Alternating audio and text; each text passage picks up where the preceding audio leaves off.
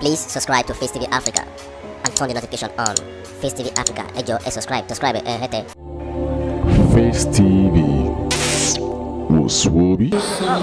Boys, the end of the 3rd of March, 1957, in Akaru area of Lagos State, to the family of Oba M.A. Adesina at Mefowoshe, a prince of Fijipote rural house in Djibouti.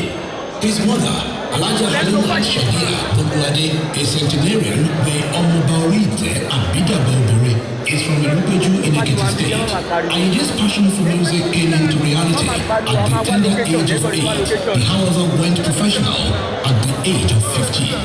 Therefore, by the 6th of January 2022, King Wasiu Ayinde Anifuoshe will mark 50 years as a professional music artist. Ayide's childhood friend, Chief Olufemi Bolaji Thomas Jaji's mother gave birth, and their 8th grade asked him to play for them, and that marked his performance at a party. Wasiu adored Dr. Sikiru Ayinde Barrister. After serving him as an instrument packer, he joined Barrister's band, then known as the Supreme Fuji Commanders, in 1975. After obtaining his master's permission and blessings to adopt the name Ayinde, he moved in 1978. Wasiu Anifuoshe is no doubt one of the most traveled musicians in Nigeria. His first trip abroad was, however, in 1976. In 1979, he released his first solo album titled Iba, with a special track titled Abodemeka. In 1984, he released the album that brought him to limelight. It was titled Talazo 84. The album was a hit. The same year, he made a global tour covering North America and Europe. Wasiu Ayinde's contributions to the Fuji music industry cannot be overemphasized. He refined Fuji music into what he called modern Fuji, with the introduction of Western musical instruments. In 1994, in the ancient city of Ibadan, he was crowned the king of Fuji music. This multiple award winner was in 2001 bestowed the title of Oluomo of Lagos by His Royal Majesty Oba Adeyinka Oyeko II, the late Oba of Lagos. And in 2020, His Imperial Majesty Oba Lamidi Adeyemi III bestowed on him the title of Mayegu of Yoruba Land. King Wasiu Ayinde is blessed with a large family. His love for education made him give the best of education to his children within and outside Nigeria. Today, he is a proud father of doctors, lawyers, musicians, among other professionals. On the 18th of November 2021, he got married to the woman after his heart, a daughter of an Egba High Chief, beauty personified and highly cerebral, Emmanuella Marshal Ni Odebi, a successful businesswoman and chief executive officer of Party Dreams, who holds the titles of the Otui Yalodi of Igbe and the leader of Itesi, both in Ebaland.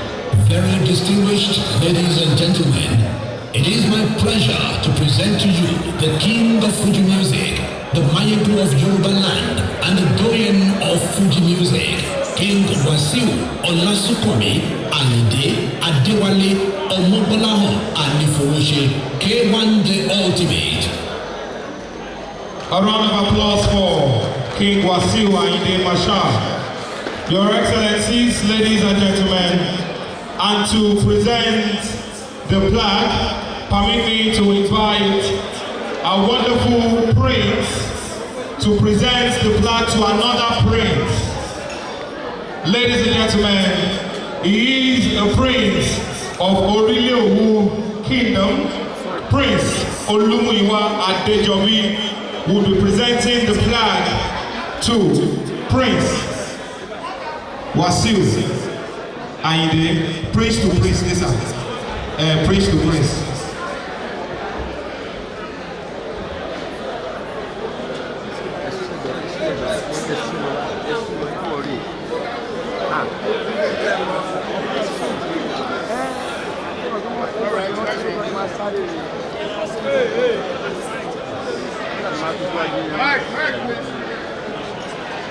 Mike. Distinguished ladies and gentlemen, On behalf of Freelance and Independent Broadcasters Association of Nigeria, FIBA, the National Secretary at Abuja, I want to present this to you, our Egbon Alhaji King Wasiu Olasunkanmi Ayinde Marshal, the Toye of Fuji music, in commemoration of your 50 years on stage. Today, 10th July 2022. I say congratulations to you. On behalf of some of us that are young and looking up to you as a model, and for me as a police officer, I know that your work has helped us to reduce crimes and criminality in Nigeria. And entertainment industry generally, you have added value to that industry. I say congratulations to you and to our Yafi. It is well with you. Congrats. A round of applause, ladies and gentlemen. Very quickly, we'd like to go straight to the cutting of the cake. And at this point, I'd like to invite to the microphone K1's childhood friend, the publisher Global Excellence. Ladies and gentlemen, Otumba Mayor Akinpelu would moderate the cutting of the cake. Ejo, cameraman. Ladies and gentlemen, let me, on behalf of friends of K1 here, say a big thank you to the executive and members of FIBA for honoring our friend. We know that this is just the beginning. There are still so many events that we're going to have to celebrate an icon who have made all of us happy. Some of us who are close to him are very proud of him. He's a superstar that is very, very hardworking. He has been reinventing himself and has been a mega superstar since 84. And as an artist, it's not easy for you to be that consistent to continue to enjoy God's grace to be a superstar from 84 to date. So, on behalf of the friends here, I want to congratulate King Wasiu Ayinde Marshal and his lovely wife. And we pray that God will give you good health and you will stay around enough for us to continue to enjoy the talent that God has given you. So, please proceed to cut the cake. I can't see any knife here.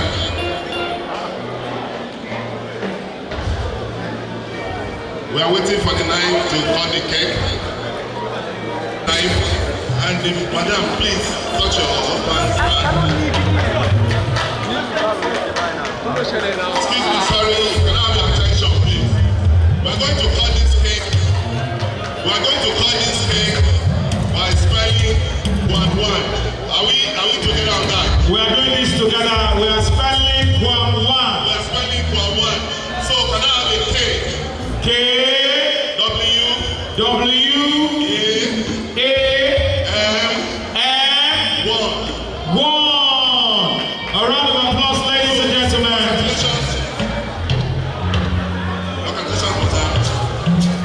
A round of applause, ladies and gentlemen. Thank you for honoring us. Egbon wa Adetola Omodosunmo. So my job is done. Thank you very much. Ladies and gentlemen, and to invite the Doyen